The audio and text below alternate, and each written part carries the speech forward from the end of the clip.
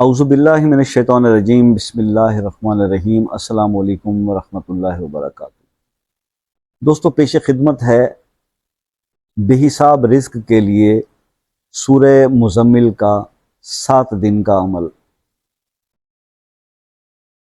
7 दिन सूरह मुज़म्मिल का एक अमल है, वो मैं आपको बताता हूँ, वो आप कर लें तो वो मेरे बहन भाई जो अक्सर ये बल्कि हालात ये हैं और वाक़यात ये हैं कि चैनल्स बहुत हैं और वज़ाइफ बताने वाले भी बहुत हैं, लेकिन आप अगर थोड़ा सा वीडियोस के कमेंट सेक्शन को वॉच करें ना, तो शिकवे बहुत नज़र आते हैं, गिले बहुत लोगों के नज़र आते हैं कि हम बहुत पढ़ते हैं, हम बड़ी इबादत करते हैं, लेकिन हमारे हालात नहीं बदलते।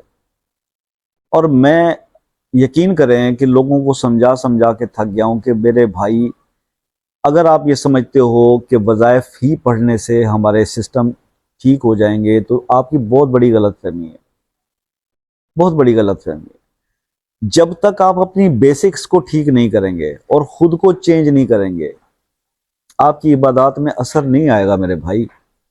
मिसाल के तौर पर, आपके अंदर से ना हसद ख़त्म हुआ, ना बुग़्ज़ ख़त्म हुआ, ना ग़ीबत, ना कीना, ना कदूरत। आप नमाज पढ़ते हैं, ठीक है, लेकिन अगर कोई बेनमाजी आपको कहीं मिल जाए तो आप उसकी तज़लील करते हैं बजाय उसको समझाने के, या आपके अंदर एक प्राउड आप फील करते हैं कि जी मैं तो नमाज पढ़ता हूँ, फिर आप तंगदस्त भी हैं।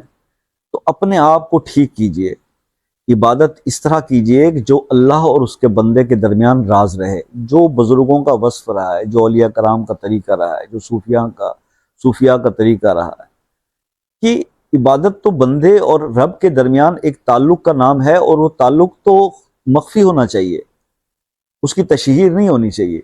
अगर आपसे अल्लाह ताला कुछ नेकी के काम करवा रहा है तो आप उसको अपने तक रखें, दूसरों को तरगीब ज़रूर दें, लेकिन इस तरह नहीं कि आपके अंदर कुछ प्राउड आ जाए। इसमें रियाकारी का अंसर नहीं होना चाहिए।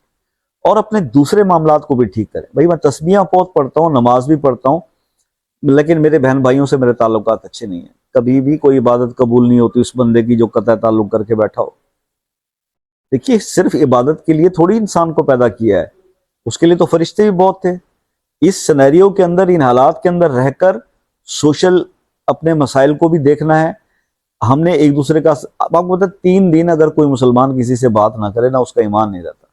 और यह हम अपने ताल्लुकात कशीदा करके लोगों से बैठे, अपने बहन भाई और रिश्ते ताल्लुक खत्म कर, और फिर जनाब क्योंकि जी मेरे पर बुरा वक्त आया तो उसने साथ नहीं दिया, तो चल भाई तेरे से भी खत्म, तेरे से भी खत्म।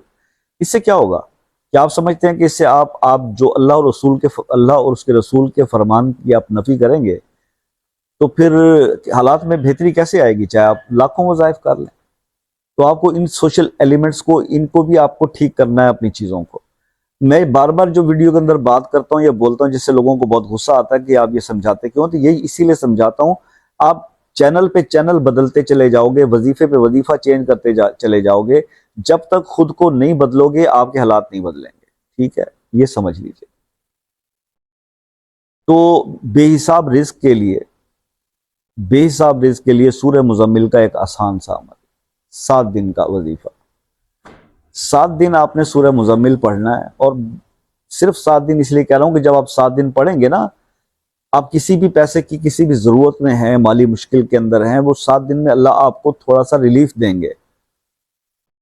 और उस रिलीफ के मिलने का असर आपको अगर वो मिलता है, और ये मतलब कि आपको ये वजीफा सूट कर जाता है, तो फिर आप इसको कंटिन्यू रख लें सारी ज़िंदगी को। बड़ा मुश्किल काम तो नहीं है।